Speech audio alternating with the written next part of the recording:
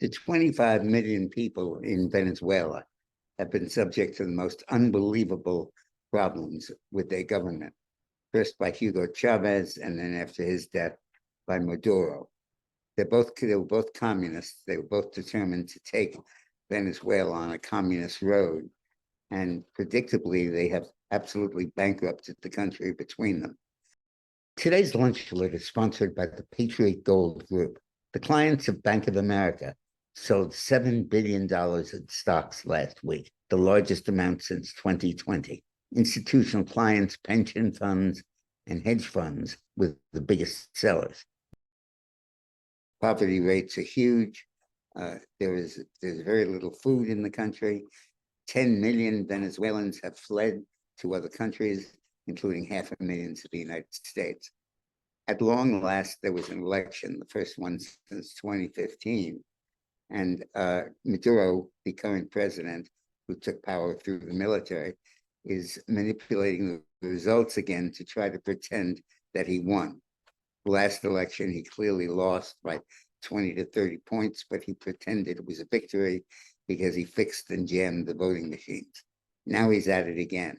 Because of his shenanigans in keeping power, the U.S. has imposed sanctions on Venezuela and refused to recognize the results of the last election.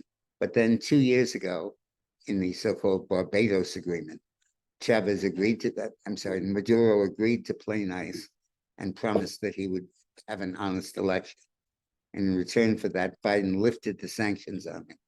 But now he's breaking his promise and has another fixed election where he fixed the ballot boxes and the voting machines and is trying to pretend that an election in which he probably actually lost by 30 to 40 points was in fact a victory for him. And the United States is saying nothing and basically going along with his claims. What should happen is that under Trump, Venezuela was sanctioned, and those sanctions forced them to move toward democracy. But as soon as Biden took office, he lifted the sanctions. And now when we most need them to be able to impose them on Maduro to make sure he honors the will of the Venezuelan people, the Biden administration is nowhere to be seen on this, nor is Kamala Harris. This could have a big political impact in the United States because there are, as I said, over 500,000 Venezuelans living in the U.S. as refugees, and out of a total of 10 million who have fled the country since Chavez and Maduro took over. Under Trump, this would never have happened. There would be strong support for the democratic forces and strong opposition to Maduro. But under Biden and under Harris, who knows? Thanks for watching.